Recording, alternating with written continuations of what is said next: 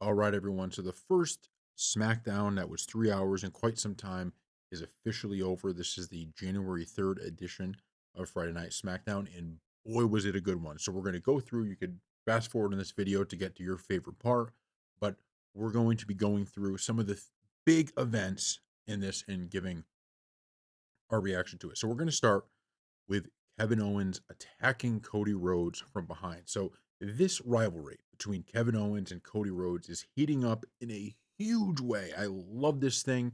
There's always a worry that when you have a storyline like the Bloodline storyline that's so big and one of the biggest stars in the company, Cody Rhodes, isn't involved in that he could kind of be left behind. That his storylines won't matter all that much. What they've done with Kevin Owens, what they've been able to do is nothing short of special. You watch this, right? So Drew McIntyre comes out as Cody's talking. He says he's not cleared to fight. Drew McIntyre then comes out. They're talking, and then of course Kevin Owens attacks Cody Rhodes from behind as Cody Rhodes starts getting upset, and Drew McIntyre looks at him and goes, "Look behind you." Right? That was a amazing part.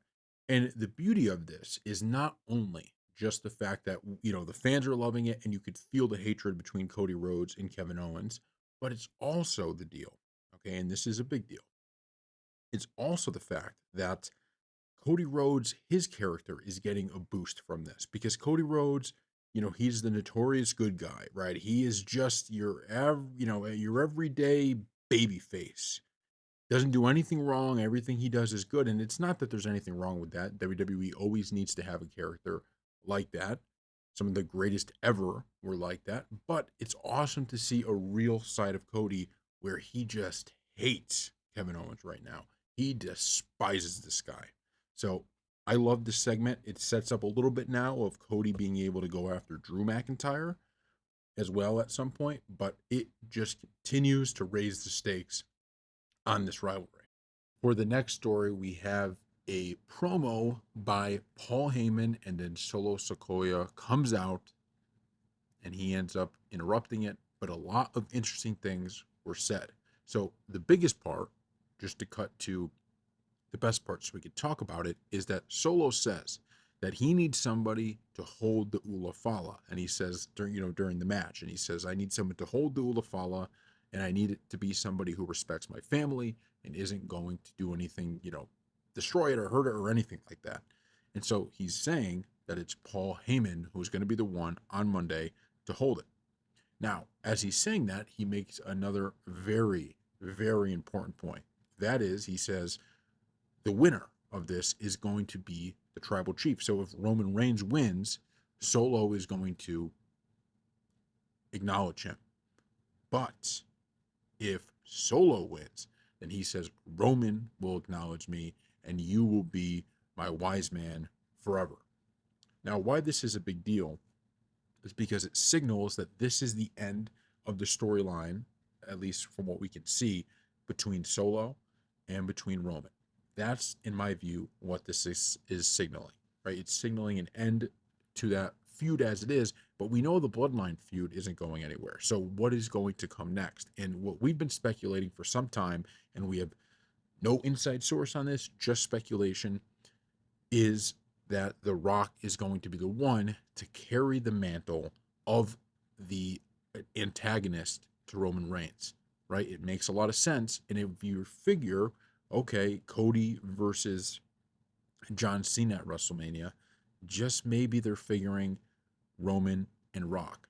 Just maybe they're thinking about that. And I think there was a few hints that were dropped in that promo between the two. I absolutely loved it. Absolutely loved it. Thought it was fantastic. Obviously, we have to wait and see, but I loved everything about it. On this channel, we talk a lot about the mid card, right? Because you have these great introductions to shows, you have these great main events, but a lot of what made the Attitude Era great was the fact that even the mid cards held your attention. And there was one match in this SmackDown that I thought did a fantastic job and is now getting me super excited, and that was the tag team match with the Motor City Machine Guns. Now, this is taking a dark turn, right? Obviously, DIY, they screw over the Motor City Machine Guns. So this has really become a bad rivalry between the two, right? These two sides do not like each other. And I loved how they ended up winning, right? DIY ended up winning, and it wasn't by, any means besides they were cheating. They had outside interference, helped them out. They ended up retaining the titles because of that when they both would have tapped otherwise. But the crowd was chanting, "This is awesome. This is awesome," all throughout the match. And why that's a big deal and why that's something to pay attention to is that the revitalization of the tag team division is key for WWE. They really can continue to do this and make it something that people, back in the day, remember Edge and Christian, the Dudley Boys, the Hardy Boys. These were things that people could not wait for those tag team matches because they delivered matches that nobody else on the roster could deliver. And this match reminded me a little bit of that, right? It's this idea of the Motor City Machine Guns or DIY having this blood feud, but having matches that people get so hyped about and look forward to seeing rather than just kind of waiting for the main event. And WWE has been able to really give us a story that you're bought into, right? We are now bought into seeing this thing get paid off because DIY continues to screw over the Motor City Machine Guns every chance they get. And that's worth paying attention to moving forward. So we absolutely loved this, and the fans loved it as well. In the final story, we're going to talk about the Bloodline winning the match. That was really not a great main event overall, but we got to talk about a title change. It is Tiffy time officially. Tiffany Stratton cashes in the Money in the Bank and is able to pin Nia Jax. Now, everything about this was told well. They've been hinting at this for literally months. She's almost cashed this thing in literally months in advance, but finally she gets it done and she cashes it in here. And Nia Jax and her friend there, right? She was unable to stop Tiffany Stratton from doing it, and the crowd loved it. You could tell it was a great moment. But now this sets up a big rivalry. I think it looks like they're going to have a, kind of Naomi and Bianca Belair are going to be going off and doing the tag team stuff probably until the return of Jade Cargill. And it's going to be Nia Jax versus Tiffany Stratton. And I think, look, that's a great rivalry. It really is. Because it's not that it's, when you have on the other side, you have Rhea Ripley and Liv Morgan, this revenge tour that everybody kind of acknowledges is just like, you love that storyline. When Dominic Mysterio screwed over Ripley for the first time, right? When she went and she screwed over Rhea Ripley, that moment was just striking. That moment was shocking, right? That was a shocking moment. Even though we all saw it coming, it was shocking. So the point is that on this side, it's hard to match that kind of hatred, that kind of rivalry. It's hard to give us, something that we're just as much bought in for. This is starting to get there, right? This is just the beginning, but now you have the babyface Tiffany Stratton and the heel Nia Jax, and they're going to have real hatred for each other. They're probably going to have 3 matches now, right? 3 really good matches. Who knows? Maybe even one gets them to WrestleMania.